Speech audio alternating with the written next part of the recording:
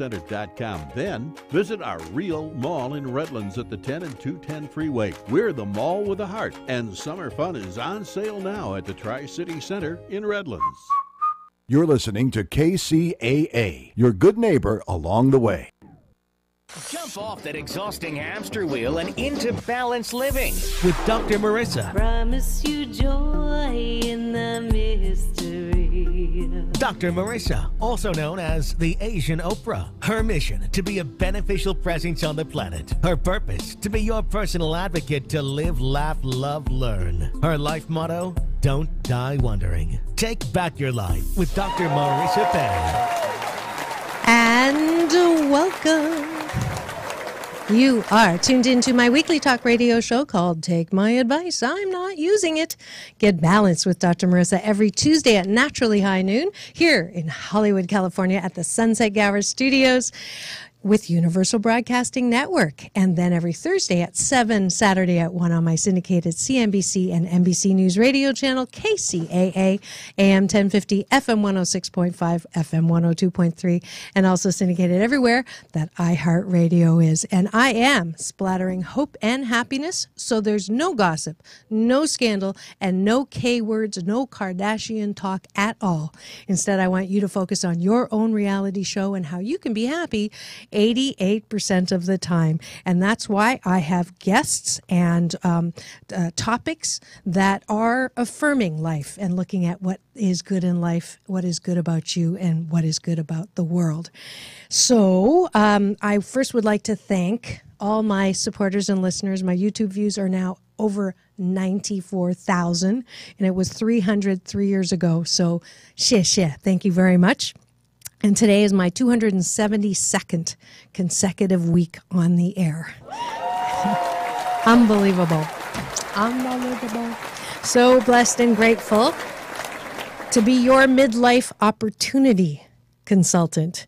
And great news, I had 3 offers from 3 different publishers, and I just officially signed with a New York publisher, and my foreign rights person will be handled by the same publisher that does Eckhart Tolle and Neil Donald Walsh. So I'm super grateful for the Morgan James Publishing Company, as well as the Bill Gladstone and his group.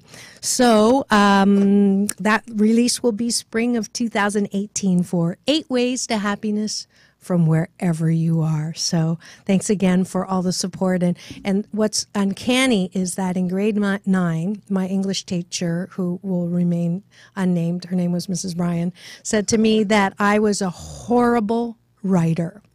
And I'm grateful to her and my dissertation chair, Dr. Don Mencken, who said, after you read my first draft, you need a lot of work. But because of those 2 individuals and because of my stubborn streak, I wanted to be able to do it, and I worked at it, and who knew? And now I have a publisher and a great book that's coming out. So I'm grateful for that. For today's show, I am so happy and delighted to have another great blast from the past.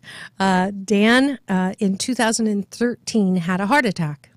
He faced his mortality, shone a light onto what was important in his life, and since then, the former NFL football player and star of the American Gladiators, yes, he was Nitro, has been sharing everything that he learned about happiness and what makes life worth living as an in-demand writer and speaker.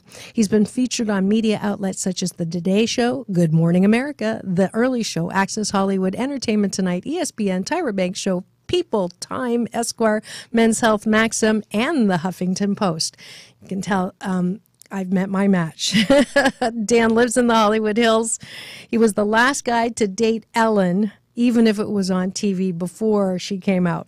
And yes, he CrossFits, and this is his 2nd book, and he's here to tell us all about it. Please welcome to the studio, Dan Nitro Clark. Thank you so much for having me, Dr. Marissa. I want to say our journey parallels. I heard you talking about writing, and your first book's coming out, and it sounds fantastic. I hope I get an early copy and I get to read it. Absolutely. But my writing journey started the same way. I was this jock guy, who was known for knocking people over and hitting things, and everything about my life was the physicality of my life. Yes. I often say, looking back now, that sports taught me about life, but almost dying taught me how to live. But to segue back to your thing, I always thought that smart people wrote books. You know, and I was like, I'm not a smart person. I could never write a book. And about 20 years ago, and this is how long these journeys take. About 20 years ago, I had this desire inside of me to tell stories. But I was like, I don't even know how to type. You know, how can I possibly be a writer? So what I am good at is taking a practice and working very hard at it and understanding the steps and putting the time in. So I went and bought a Mavis Beacon teaches typing. I don't know if anybody's familiar with that, but it's a very fundamental program to teach typing, and I couldn't stick with it until I bought Pac-Man Teaches Typing, and that was like a game. And over 8 weeks, I taught myself to type by dedicating 30 minutes every morning to typing, and after 8 weeks, I was typing 50 words a minute. Wow. Then I started writing. It was actually 25 years ago, and it took me 19 years to finally have a book published. So that's how long I was sticking at it. And that was my first book, Gladiator, A True Story of Roy's Rage Redemption, that Simon & Schuster put out. And this is my second book, and I'm just excited to be here. Yes. I guess the moral is these things take time. It takes to, and the 30 minutes, or what I call the 15 minutes at a time practice. You can do anything you put your heart and mind to, but you have to put your heart and your mind, actually, and your body to it. Right? Some people think, oh, if I just want it enough.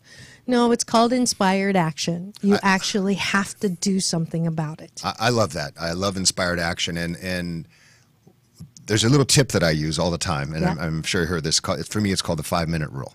And I know that if I tell myself, oh, man, I got to sit down and write for 30 minutes or an hour or 2 hours, I will procrastinate and procrastinate. Yeah. But even with my meditation practice, if I say to myself, you know what, Dan, 5 minutes. Yeah. We've all got 5 minutes. You're a meditator? Oh, every morning. It changed my life. I first started meditating. My entree into. Well, let me go back to the 5 minutes. Okay. So I go 5 minutes. Yeah. And when I sit down and meditate in the morning, I just get that 5 minutes, and there's not been a single time that I've stopped at 5 minutes. Right. So it's you getting get in the into flow. the groove. Yeah, Right. I call it. Yeah, go ahead. Yeah, the same thing with writing. Yeah. You know, if I sit there and say, oh, you know, I got to write 1,000 pages, and blank page. Oh gosh, I get afraid. I got anxiety. But I say, Dan, you know what? Just sit down and do 5 minutes. Yeah. And that 5 minutes leads to your 30 minutes. Right. 15 minutes at a time. Yes. And I've always wanted to be a procrastinator, but I never got around to it. But Sorry. And if you've just tuned in and you're wondering who the good-looking guy here is in studio with me, it is Dan Nitro Clark, and he's one of the former, or actually not one of the former, he is an American Gladiator.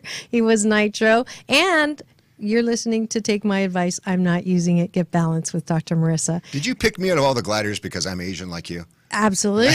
Absolutely. We have to, bring a little color in. There you go. So, I was going to ask you on the air if, what flavor of Asian you were. I'm the best flavor. And no, I'm the best flavor. Well, I'm yellow. That's the best flavor.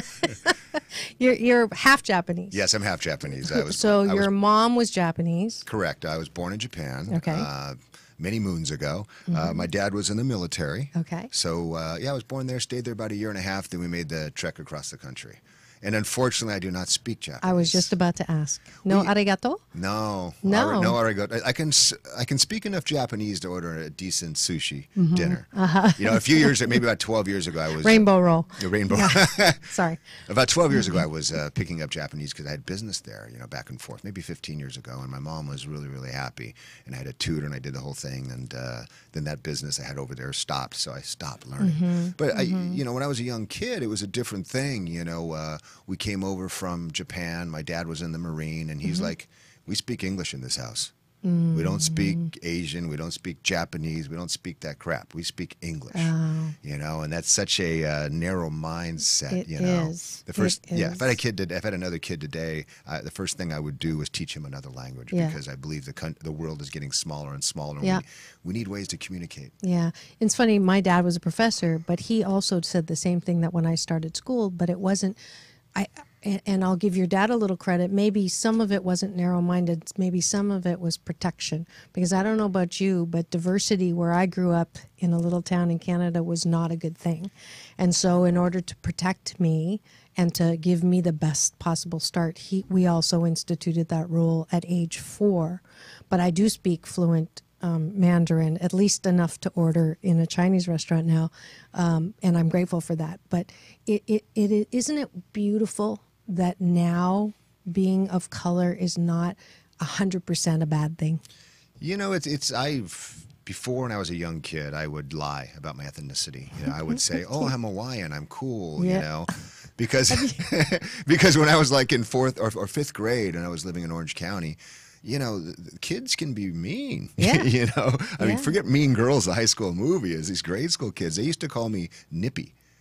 Well, for Nippon, and it was a kind of a curse word. It was for the Japanese Yeah. culture, nips. Yeah. So they would run around, oh, there's Nippy, oh, there's Nippy, and I was teased mercifully. Yeah. So when I graduated the next level, 6th, 7th, 8th, I said, you know what, I'm Hawaiian now. And you know, probably about 18, 20 years ago, I really got back into my culture. You know, and that was the right time, and I'm so proud to be Japanese. I'm so proud to be, you know, one of many races that make up this, you know, great world we live in. Yeah, we definitely have parallel paths. That's Yes. so weird because it was Chinese, Japanese, dirty knees, look at these. Yes. Did you get that? Oh, all the time. Yeah, and I also, people would say, you're Hawaiian? And I'd say, mm-hmm. So that's weird. Yeah, Ooh, I'm getting chills. And even like Native American, because I do have like a 1/18th of a Native American, you know. Okay. And when I came here and I got in the movie business, you Native American? Yep. Yeah. Let me Yeah. go Dances with Wolves. You know, Right. cast me. Right. So at what point did you, what do you think changed the way you looked at yourself before the heart attack? Because let's go back, even before the heart attack, something was driving you because you were a football player, you were with the Rams for a bit, you acted. Not only did you act, you wanted to produce, and then you wrote, and then I've met my, you know, my male version of the recovering overachiever over here. Like what messages were going through your head to sort of give you that drive? I think from a needy center point of view, I wanted to be seen. And as a young kid, I wasn't good at anything. I was overweight. I was teased. You know, I kind of hid behind my mother a lot. She says I was a shy one. People come in, I'd hide behind her leg.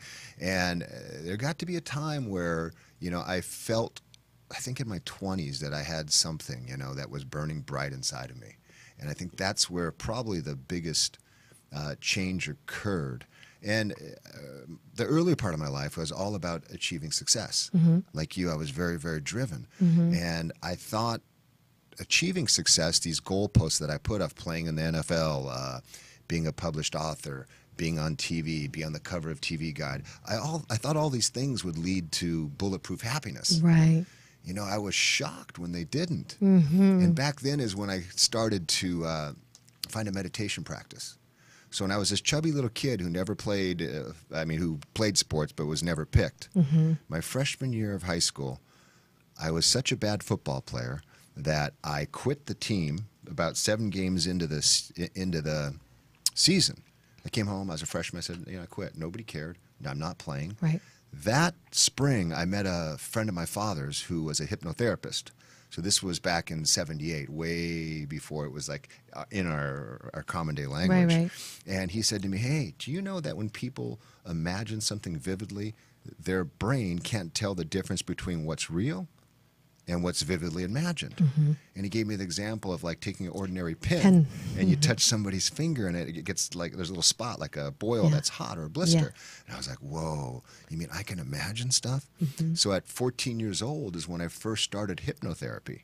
And from there, that led to a book he recommended called Psycho-Cybernetics by Maxwell Maltz.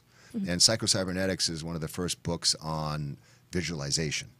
As far as related to success. So every day I would get myself relaxed, you know, count down, relax parts of my body, and I would see the success that I wanted. I would see at that time it was football. So I'd see myself, you know, tackling the quarterback. I'd see myself, you know, I'd see my mom cheering, and I'd make it very sensorially aware. Within 1 year's time, I went from too fat to play, quitting my freshman year. My sophomore year, by the end of the season, I was MVP. Wow. That's how dramatic my life changed with visualization. Yeah. I used it through college to get a football scholarship. I was the first person, at least that I can remember in my high school, ever to get a football scholarship. I used it when I went and played professional football. I used it on American Gladiators. But sometime when that success was at its peak, I started to feel that soul-sucking emptiness. You know, and I started to feel it. And that's when my visualization turned to meditation. Because visualization for me was about achieving things. It was about success. Right. But it didn't give me eternal peace. So I started to look into my culture, you know, meditation, Zen Buddhism, Musashi. I read tons and tons of book on it because I felt a deep calling for it. And that's when I first started to practice meditating. Right, right. Cool, cool. So let's go back to this thought the success, thought the money, thought the prestige. I mean, you were on TV all the time. You're this massive, hulky-looking guy. Did you say hulky or hunky? Both. Okay, How's that? just want to be clear. Just want to be clear. It mixes both of them together, right? Hulky. It's got the hunky. Yeah, never mind. So Hunkly. Hunkly. and I'm sure you had women all over the place. The soul-sucking emptiness. I'm really glad you brought that up. This is a common thing. This is why I'm writing the book, is that, you know, all the rules that we grew up thinking that this would make us happy, you know, the house, the cars, the kids, the relationship, and then there's an emptiness.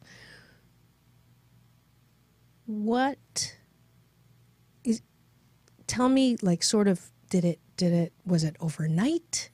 Was it something that was like a nagging? I'll tell you, mine is like every time I got an award or I was the youngest person to do this, I would be like, yay. And then as soon as I would say yay, the voice would say, yeah, but, you know, if they knew who you really were, or if they knew what you were really like, they wouldn't think that much, or, you know, this is just, you know, you faked them out, or what did your head say? So I didn't have that negative talk in my head. Okay. I just had like an emptiness that was like, wow, is this all there is? You know, because I based most of my self-worth on what I achieved. Yeah. And I thought I deserved it all because I worked really, really hard. Right. I didn't, at that time, I didn't feel lucky. I said, I deserve this, and I worked hard, but I couldn't enjoy it. It was almost before I finished the last bite of food, I was off chasing the next. When that's a great analogy. Yeah, when I did feel success, it was momentarily, you know, and then I was like, okay, let me dig down. Can't be happy for too long. I don't want to lose my edge. I got to keep pushing forward to acquire more, do more, be more. But when you're always pushing your happiness off, you fall into what I call the I'll be happy when syndrome. Right. Yeah. And then you only feel happy when you achieve these big accomplishments, when you get your book published, when you write your first movie, when you have your child. And these are all glorious moments, and they should be celebrated.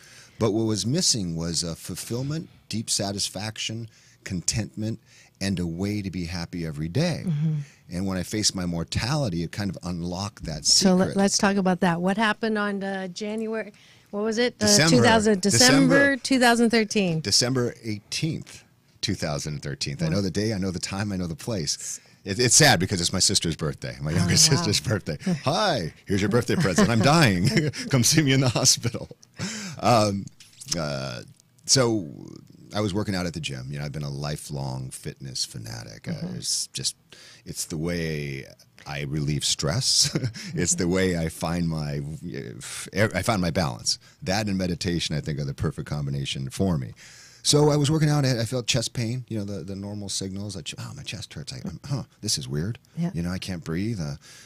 Okay, it must be like something I ate. Right. Let me go back and work out. Right. Kept going. And were you happy at this time, or this is the time of the soul emptiness? The soul searching has been about 20 years. Okay. It's been so 20 you were, years. And you were on TV at the time, or what were you doing? No, this was 4 years. Acting? This was 4 years ago. So I was doing TV. I have another business that I run that produces obstacle adventure races across the country. I was promoting another book. I was out speaking. You know, I was doing all these things. You're doing your thing. Okay. I was doing my thing, but you weren't home, you know, eating bonbons, depressed or anything. No. I'm just trying to set the stage here. I was still in that relentless pursuit of achievement to prove that I meant something and I deserved to be there. And that's been that's been the story of my life. You know, Marissa, I thought I unlocked this earlier, you know, because in my first book, Gladiator, it sounds like it's a book about, you know, Laser was having, you know, an affair with blah, blah, blah. Nitro was doing this and that. It's so not about that. It's more like a real version of James Frey's A Million Little Pieces. It's about learning to walk towards a place you want to go in life. It's about this little boy who's, when I was 10 years old, there was this tragic accident in my family. My older brother passed away. He got electrocuted.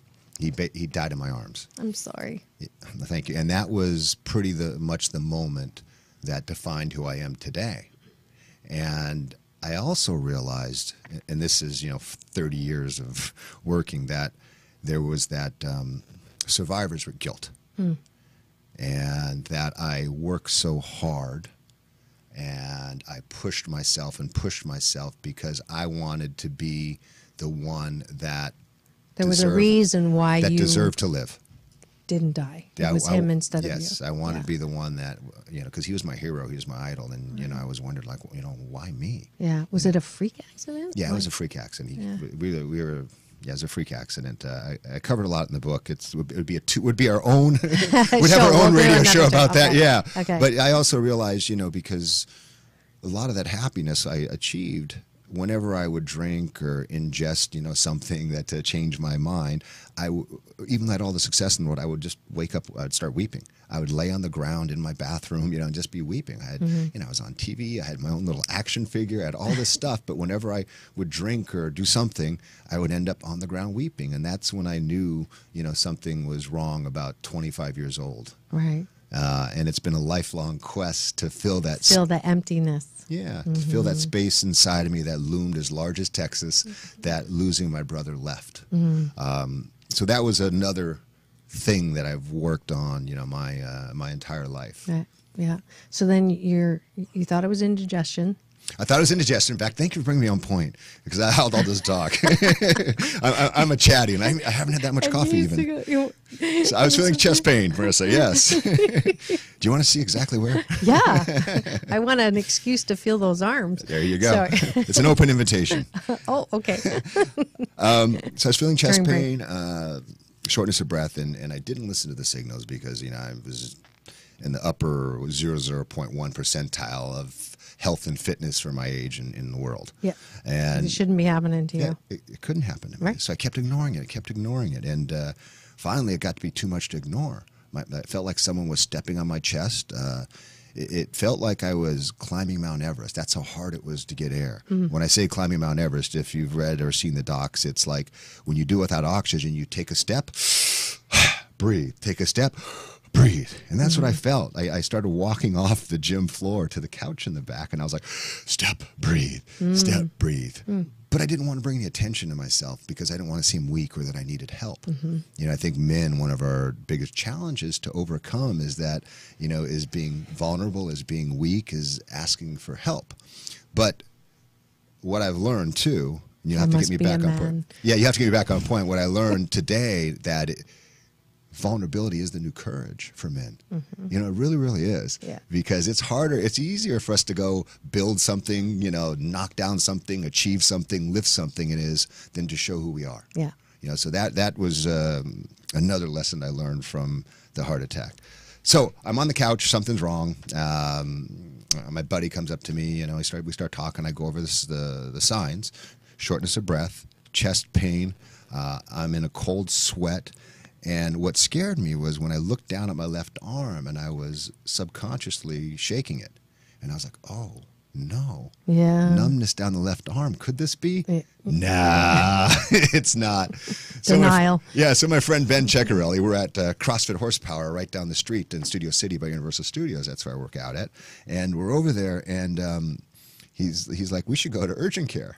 I'm like, yeah, let's go to urgent care. I can't breathe. I may be, because a heart attack could be happening to anybody but me. Right. So we get to urgent care, and I go in the room, and there's a girl behind the counter, and I'm sweaty. I look like Hulk Hogan at this time. I'm sweaty. I got chalk on me. And I'm like, I'm like having chest pain. And she's like, okay, fill out these forms. And then all of a sudden, I turned into the bad Hulk. I'm having chest pains. You didn't hear me. So I turned to this thing, and the doctor, I yelled so loud, apparently the doctor in the back heard me, and he drugged me in the back and said, okay. And they said, we're going to have to do an EKG on you. And I've seen those in the movies. I thought it took like a half an hour. Yeah. I didn't know they put those electrodes on you. 15 seconds later, Mr. Clark, you're having a heart attack. Yeah. And he said the words, "I think." And I'm like, "What do you mean I think?" And I'm clenched over. I'm in pain. I go, "What do you mean I think?" And he says, "Well, there's a blood test that we do that shows you have a cardiac enzyme in your blood that will show that, but we don't have that here." So he says, "I think." And I said, "Well, are you sure? You know, I'm healthy, this, that, blah, blah, blah." Yeah. And he said, "Look, I want to call the ambulance and I want you to go to the hospital." And I was like, "No, absolutely not. My friend Ben is taking me." You know, stupid me at that time. It was December 18th. In November, I was switching to a new policy in January. So, insurance policy. Are you sure you're not Chinese? No, Japanese. So I was switching to a new insurance policy, Dr. Marissa. So I remember, like, the end of November, my insurance agent saying, "You sure you don't want something, for December?" And I'm like, "What could happen?" Right. It's January. I've been healthy all my life. I don't go to the doctor. Right. And I go, "What can happen? Let's just let it start in January." So I also said to the surgeon, I said, I don't want to go. I don't want to spend $5,000 for a ride down the street. And he was, persistent. And I said, "Why?" And he looked at me and he said, "Because," and I'll never forget these words, "because if you die in the car, it shouldn't be up to your friend to resuscitate you." Ooh. Right then, I sat back and I said, "This is real." And I also made a mental adjustment, because I know in our lives, we control everything, from what we eat, what we wear, what we do, how we appear in life. And we're so busy controlling it. But at that moment, he said, "Because if you died, it shouldn't be up to your friend to resuscitate you." That's the first time in a long time that I remembered surrendering. Because usually we think... I'm a recovering control freak, too. Are you too? Yeah. Because usually we think, surrender is losing, right. Or being white weak. flag. Right. But for the first... that time I remember surrendering completely. And I remember I felt, even though I was having a heart attack, even though I was on the verge of dying, when I surrendered completely, I felt a peacefulness that I had not felt in a long time. And... at that moment, I had to surrender to the sound of the ambulance, to them, poking and prodding and putting oxygen in my over my face, to wheeling me in to the ride. And it was quite an experience that I haven't forgotten, and that informs today. Whenever I'm feeling frustrated, whenever I'm feeling angry, I remember that moment. Yeah. And I tell myself, just surrender. Right. And usually peacefulness comes. Were you religious at the time? I'm still not religious. Oh, okay. I'm very spiritual, but I'm still not religious. Okay. It's funny that you asked that, because I'll share another experience that was such an eye-opener. And I'm going to hold you to that, and we're going to come right back, because it is that time of the show when we thank the sponsors who make this show possible. And this is a special sponsor. She's actually the one who believed in my writing and encouraged me to make it into a book. And her lovely name is Karen, and she's a friend of yours. Yes, she actually Karen Stuff. That's right. Yeah, she works with your uncle. Yes, that's Stephen Satyam. Farmer. And I'm actually working with her too. She told me. She's fantastic. Told me, which is why you're here. Yes. So we'll be right back in 2 and 2. And remember, peace in and peace out. Do you have a book you want to publish? Do you need help finding a publisher? Are you confused by the self-publishing jungle? Then Karen Stuth, owner of Satyama Writers Resource and award-winning Satyama Publishing, is here to help. Whether it's design, illustration, mentoring, editing, crowdfunding, production, marketing, or distribution, Satyama can help at affordable rates. Put your best writing foot forward and go to www.satyamawritersresource.com. That's www.satyamawritersresource.com. And welcome back. You are tuned into my weekly talk radio show called Take My Advice, I'm Not Using It. Get balanced with Dr. Marissa every Tuesday at naturally high noon here out of the Sunset Gower Studios in Hollywood, California with Universal Broadcasting Network. And then every Thursday at 7, Saturday at 1 on my syndicated CNBC, NBC News radio station, AM 1050, FM 102.3, FM 106.5. That is KCAA. And then everywhere on iHeartRadio. Here splattering you with hope and happiness. And today's guest is telling the story of how he got to hope and happiness, the enduring kind, through a thing called heart attack. Not saying that you have to have a heart attack in order to get to that place, but Dan Clark, and you will remember him from the American Gladiators, has published his newest book. Is it out yet? No, we're actually it's coming out. We're doing a Kickstarter campaign, which Perfect. think is a fantastic way to have a deeper touch points with your audience and present the product and have the video and provide all kinds of cool extras and bonuses. That will be out July 25th. July 25th. So go to Kickstarter.com, July 25th. And the book is called Death. Oh, Dying. Oh, Dying. Yeah, so you can actually Dying. look at, so if you actually, the website, thank you for bringing that up, is FDying, FDYING.com. Okay. No asterisk, just No, F not for dying. the website. Just look up FDying.com and it'll take you where you want to go. Yeah. Yeah, and it has, and I got to read some of what you were just sharing there, and how very easy read, great. I think Karen would say we write kind of the same way. Very. I'm sure you write much better. Open. No. I wouldn't say that. But so you had the heart attack. The doctor says you were very lucky. Did you have any like white light moments or anything? So like yeah. that? So that's what. So when the ambulance, when I rolled up to the hospital in the ambulance and was going into the emergency room, I had this strange out-of-body experience. I wasn't dead, so it wasn't an NDE, but I remember being wheeled in by the paramedics, and I remember floating outside of my body. I was just like this great, like white, ethereal light, and I was floating, watching the scene down below me, and as we moved through the emergency room, I remember looking down at all the people below me, and the most odd and amazing thing at the same time was that these people were all connected by one thing. I didn't see them at the faces. All I saw was a light.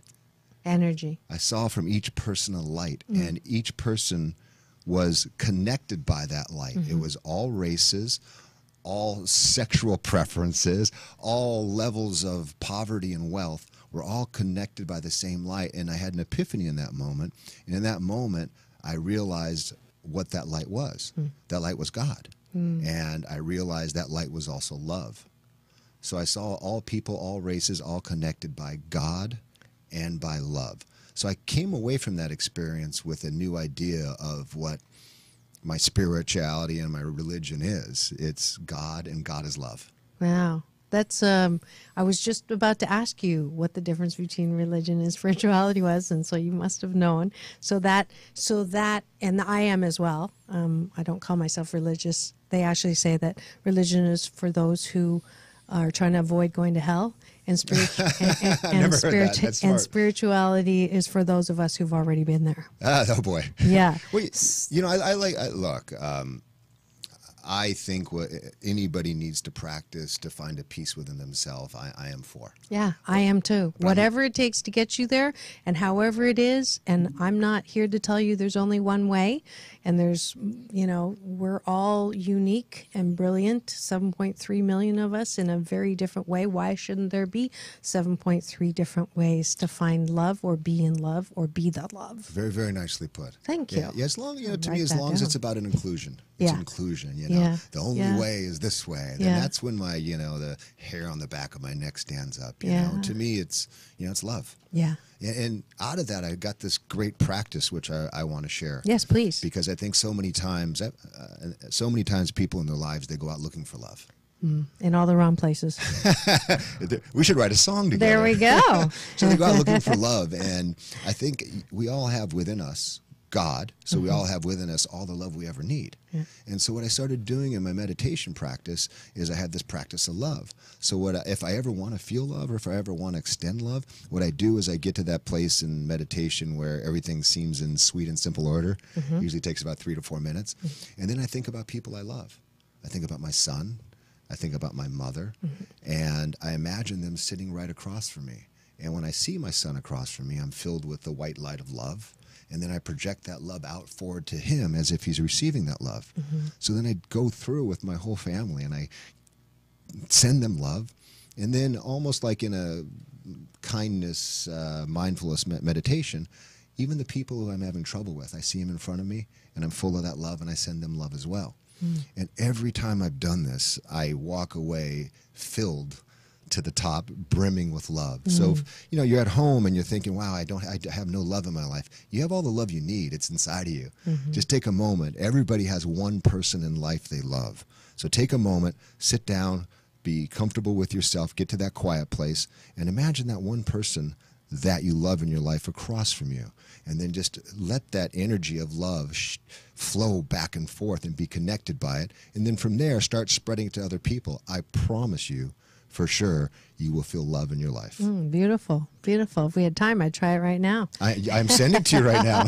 That's why you're smiling. I receive. How old is your son? My son is 30 years old. Oh, wow. Yeah, I just spoke to him. When you just said it, that I'm picturing like a small little son. Well, he was a small little son one time, 27 years ago. Right. Yeah, I'm so proud of him, and I love him so much. Aww. And what's his name? His name's Tyler. Tyler. Yeah, I just spoke to him on the way here. He's finishing his last semester of law school. Wow. So he made law review. He's already got a job lined up, and he's working the summer. And the most important, it doesn't matter, lawyer or teacher. The most important thing to me is you want your kid to be happy. Yes. And he's one of those rare attorneys that loves what they do. And he's so happy and excited by it. So that makes me happy for him. That's beautiful. Beautiful. What would you say your life motto is now? Like, what do you sort of live by? And maybe what used to be and what it is now, and how that has changed. That's interesting. No one's ever asked me. That's a pretty deep question. No wonder they call you the Asian Oprah. Next thing you'll have me weeping and crying. Well, we have some time. We have some time. I actually asked John Travolta that, and he was like, la, la, la. You can see it on my YouTube. He spent a little bit going around it, but then he got it. He told me the same thing. That's interesting. Yeah, mine's don't die wondering. So for me, I like that. To try something, anything, everything once. Marriage, divorce, that you try everything once. Not everything. Well, hello. Well, we'll talk about that offline. Again, so think about that for a bit. Well, I can tell you. Okay. No, I was just giving you some time. No, it was interesting. I remember when I was in the hospital and I wasn't sure if I was going to make it or not.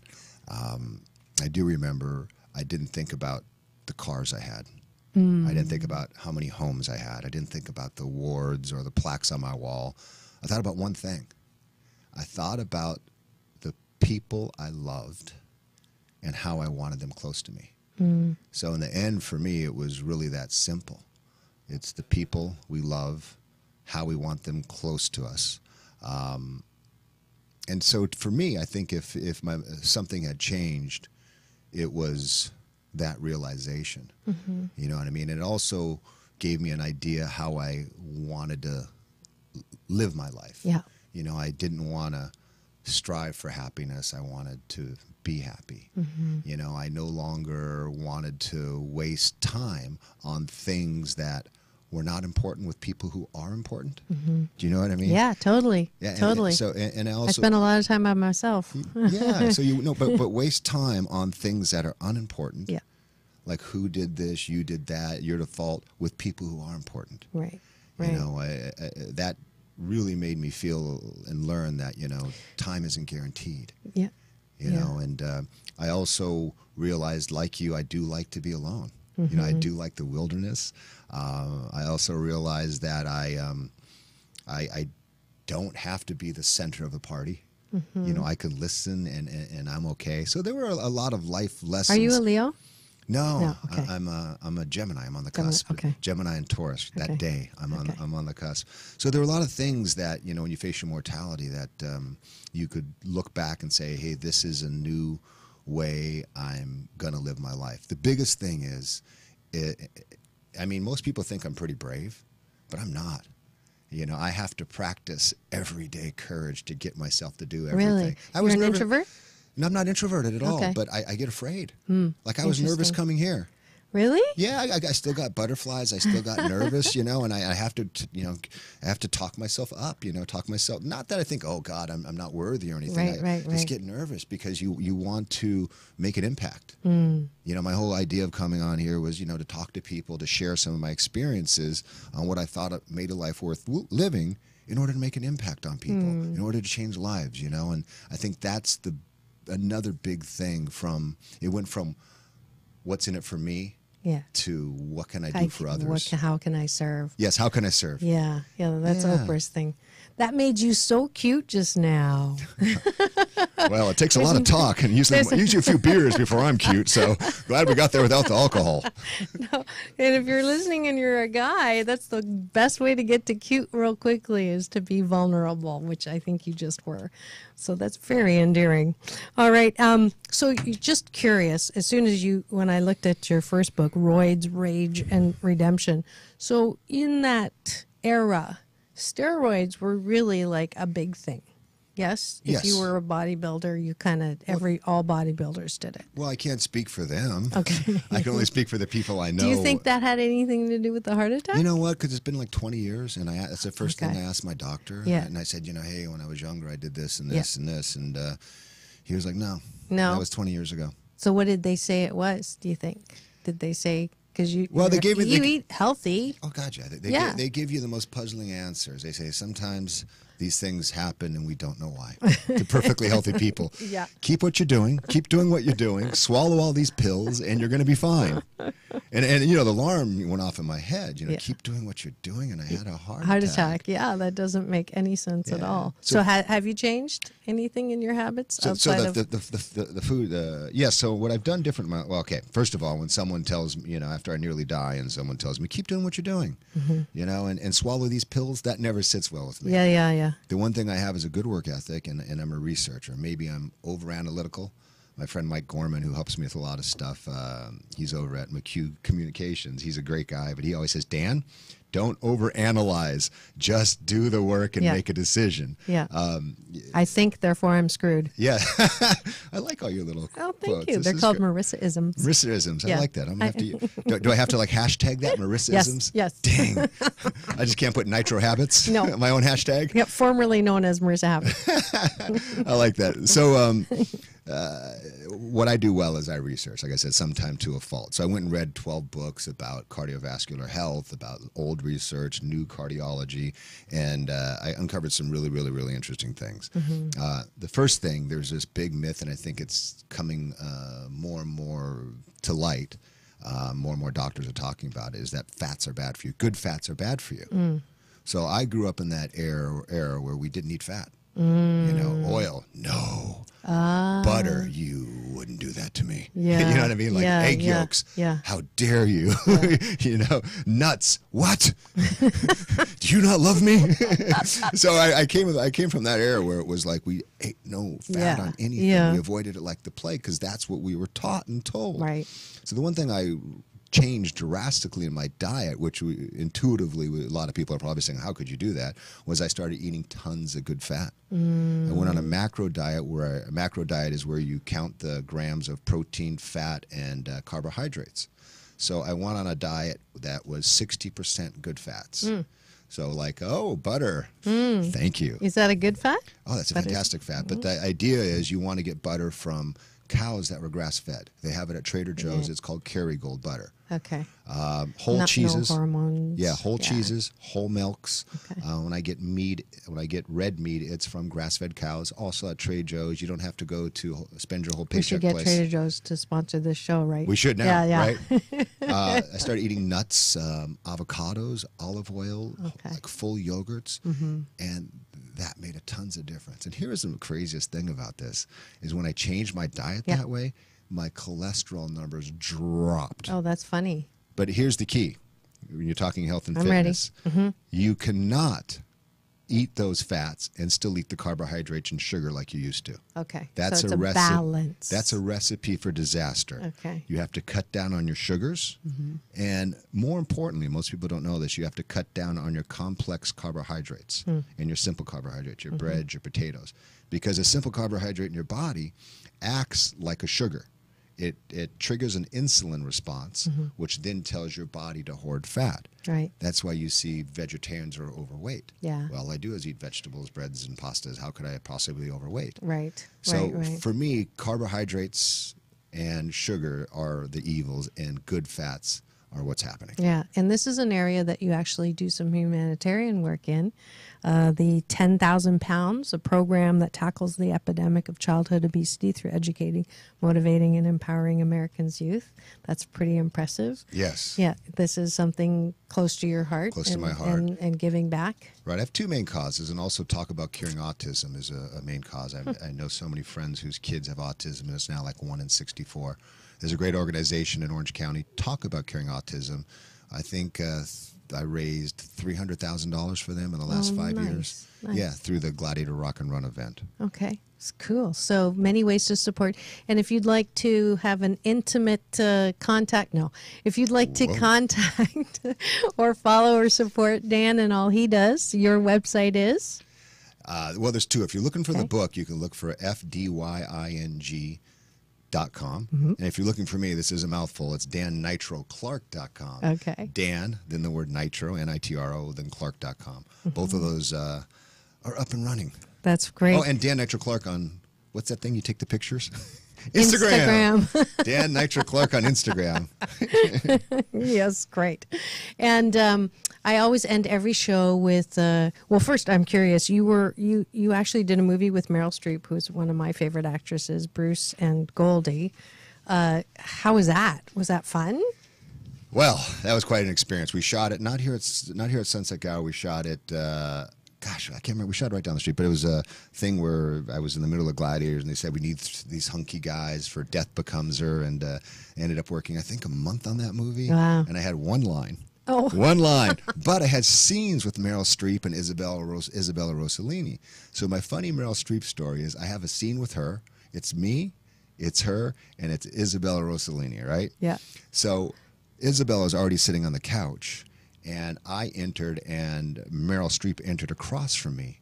And we enter, and she's doing this like strange thing, like where she's blinking her eye, and she's like rubbing, like she's like wiping her hair away. And I think, is she okay? And she's looking at me, and she keeps like blinking her eyes and kind of like brushing out her face with her hand. And I'm like, I don't understand this like method acting. I want to remember my one damn line, and I want to be able to deliver it. It threw me off. We had to cut all this stuff, and then she walks over to me. I'm like, I don't know what you're doing. She said, you had a hair in your face. So everything I learned about acting was in that one moment. That is so cute. That's a great story. And we are out of time, so I'm going to ask you, who do you want to thank? At the end of every show is like who you give the most gratitude to. Wow. Who do I want to thank? Who do I give the most gratitude to? I don't think it's a single, you know what? I have a gratitude practice in my life that I do every day. And I do too. Yes, I do. Mm-hmm. So it varies from day to day, but what I'm very, very grateful for now is my mom. And her name is? Kazuko. Kazuko. She's down in Orange County, and she had cancer on the kidney. They took out her kidney about 6 weeks ago. And she's still with us. So I'm grateful that she's here, and I'm thankful that she's here. And beautiful. Yeah, you don't. Sometimes you really don't realize how much you love something until you're close. Afraid you may lose it. So I'm very, very grateful that my mother is still here, and I love her very much. Yes, and so taking a deep breath in and just releasing a lot of love and healing power to her as she recovers, and knowing that she's in perfect health. Costco. And that is it. Thank you so much, Dan Nitro Clark, for coming to the studio and sharing your story of how you actually, it doesn't sound like you regret something like that. You know, how the heart attack sort of brought you to a new level of understanding. I'm grateful for it. I sort of because I'm fed grateful. You that, I'm grateful for the man I've become. Yeah. I've seen life in a new way. I understand gratitude and appreciation, and that's what I'm out here sharing every day, like you. Yeah, that's beautiful. It's beautiful. And we are at the end of the show. A quick balance bar. It is day 18 on the 21-day fast from complaining with Dr. Marissa. And the tip for the day is when I'm feeling irritable, sometimes with a reason, sometimes without, especially during menopause, I look for the good in the situation, the person, and the location. It is very difficult to complain while smiling, complimenting, or giggling. I choose to put on my life jacket with a silver lining. It's warmer and more fashionable than a straight jacket. And if you haven't already gotten the app, $99 is all you need at both stores to join the 21-day fast from complaining. My Balance on the Beach classes continue every Saturday morning at 8:30 a.m. with Chinese yoga. If you come, no experience necessary, and peace donations appreciated. Next Sunday, tune in to see me singing on stage with the Agape International Choir at agapelive.com. You can love stream there, and I'm so grateful for this particular stop. I came out of retirement as a lounge lizard to sing, and I've gotten to sing on stage with Shaka Khan, India RE, Earth, Wind, and Fire. So peace in and peace out to all my choir peeps. August 1st through 5th, I'm keynoting as a new faculty at the CEO Space International. And my session title is called Mind Games, Calling the BS, Belief Systems That Help and Hurt the Entrepreneur. If you are a budding or a closet entrepreneur, please do sign up at welcome.ceospaceinternational.com/Dr. Marissa. And then this Saturday, I get to speak at my first physical immortality group on Saturday down in Orange County. If you ever want to book me to speak and splatter more hope and happiness on a variety of topics, from life balance to leadership to interpersonal effectiveness, please do contact me at drmarissa.tv. Next week, it is that last week of the month. It is Sexual Healing with Dr. Marissa. Dan's looking at me like maybe we should invite him back for that special. I am determined to make pleasure a G-rated topic. So please do tune in to take my advice. I'm not using it. Get balanced with Dr. Marissa Pei. That's P for positive, EI. Remember, it is about balance. Peace in and peace out.